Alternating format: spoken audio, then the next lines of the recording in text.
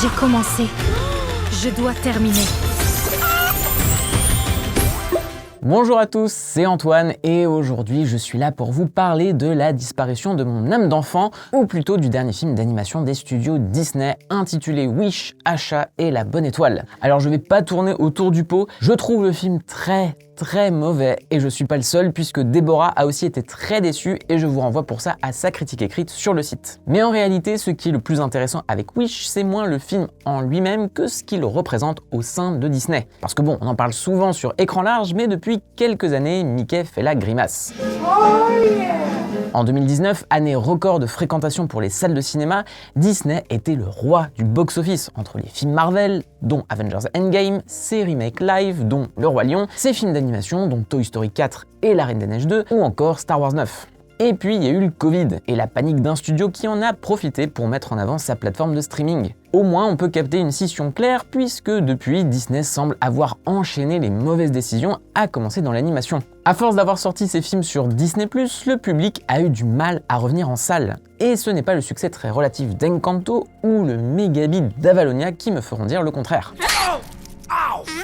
D'accord, je l'ai mérité. Et en même temps, si Wish reflète bien un truc, c'est à quel point Disney, en tant que marque, a toujours connu les hauts et les bas typiques d'une société capitaliste, dans le sens où le studio exploite des filons qui rapportent de la thune jusqu'à ce que ça ne marche plus. On peut même dans ce cas précis en tirer un schéma qui fonctionne par décennies. Si on parle du fameux second âge d'or de Disney dans les années 90 grâce à Aladdin, La Belle et la Bête ou encore Mulan, c'est parce que c'était pas la joie dans les années 80. Et par conséquent, les années 2000 ont été dures pour le studio, face à l'émergence de concurrents comme DreamWorks et de l'animation 3D qui ont amené à des tâtonnements et des flops en rafale. D'ailleurs, si vous n'avez pas vu la super vidéo de Déborah sur la production compliquée de La Planète au Trésor, foncez la regarder.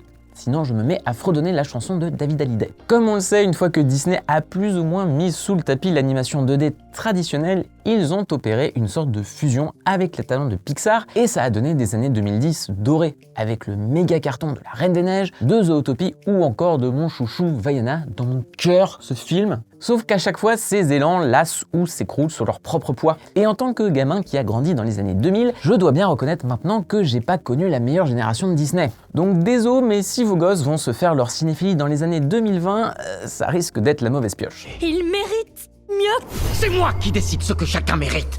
Bon là, je vous entends déjà me dire « Ok, t'es mignon Stéphane Bern de nous rappeler l'historique du studio, mais pourquoi t'as trouvé Wish tout pourri ?» Et justement, le problème de Wish, c'est qu'il s'inscrit ouvertement dans l'héritage global du cinéma d'animation de Disney, puisqu'il sort en cette fin 2023 pour fêter le centenaire du studio. Le film assume donc d'être une sorte de best-of, qui représenterait tout l'esprit de la marque et sa magie. Sauf que tout ça en fait un cocktail tiède, inoffensif et même contradictoire. Un peu à la manière de Réponse ou La Reine des Neiges, Wish réinvestit le conte de fées à l'ancienne. Et ce, dès son ouverture, avec un beau livre qui s'ouvre sur un « Il était une fois ». À partir de là, on reste en terrain connu, avec une jeune femme aux allures de princesse qui vit dans un royaume médiéval où le roi n'est autre qu'un sorcier qui exauce les vœux de ses citoyens. Sans grande surprise, il y a une tuile puisque le sorcier est un peu trop avide de pouvoir et finit par engloutir les rêves des autres. Une bien belle métaphore du libéralisme en somme qui semble un peu cynique venant d'une multinationale aussi intraitable que Disney. Et c'est d'ailleurs le paradoxe du film.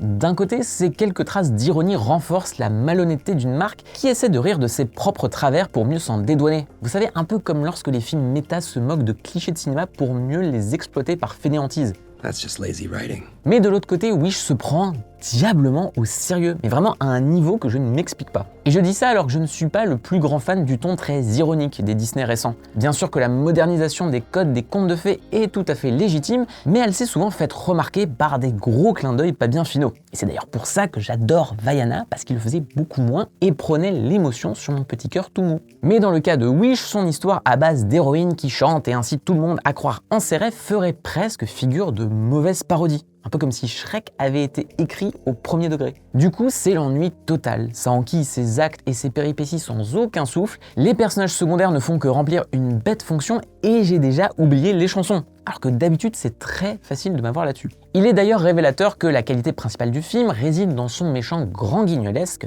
Magnifico, qui vole l'écran face à des héros bien fadasses et une mascotte qui est juste le Luma de Mario Galaxy. Les Américains ont pas mal mis en valeur la qualité de doublage de Chris Pine en VO et je serais bien tenté de les croire puisqu'en VF, c'est Lambert Wilson qui s'y colle et il se débrouille vraiment bien pour jouer le mec faussement gentil et imbu de sa personne. Ça n'atteint jamais le génie de Jafar ou d'Hadès, mais je sauve au moins ça dans le film. Néanmoins, tout ça m'a pas mal interrogé, parce que plus le temps passe, plus j'apprécie que les films d'animation américains reviennent à un certain premier degré, qu'ils assument les codes de leur récit pour mieux y implémenter l'émotion. Face à Wish, je dois bien admettre avoir eu une mini-crise existentielle. Est-ce que ça y est, j'étais devenu trop vieux, trop aigri?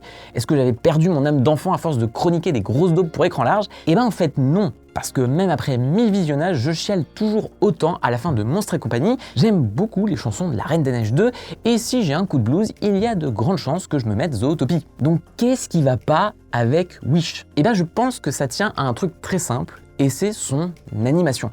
Et en quoi cette démarche foireuse est un peu la clé de voûte de tout le film. Parce que si vous ne l'aviez pas encore remarqué, Wish ne ressemble pas vraiment au Disney actuel. Oui, il est en animation 3D, mais avec un effet de cel shading crayonné qui voudrait rendre hommage aux grandes heures du studio, en particulier La Belle au bois dormant. Alors déjà, ça me fait bien marrer de voir Disney rassembler dans un même élan le passé et le présent, alors qu'ils ont tout fait pour tuer l'animation 2D une fois que DreamWorks et Pixar sont entrés dans la danse. Mais surtout, c'est juste très moche en fait. Alors certes, c'est une question de goût, mais j'ai surtout l'impression que ça ne respecte pas des règles élémentaires de l'animation. Quand Disney faisait de la 2D, tout fonctionnait par calque. Il pouvait être difficile de faire percevoir les perspectives et la profondeur. Pour ça, il est essentiel de savoir manier des contrastes de couleurs forts qui assurent une lecture de l'image fluide pour le spectateur. Sauf qu'en gardant les textures photoréalistes de l'anime 3D, Wish opte pour des effets d'ombre et de lumière plus naturels, mais surtout pour des couleurs plus pastel et moins affirmé. Mais couplé au cel shading, ça rend juste les images très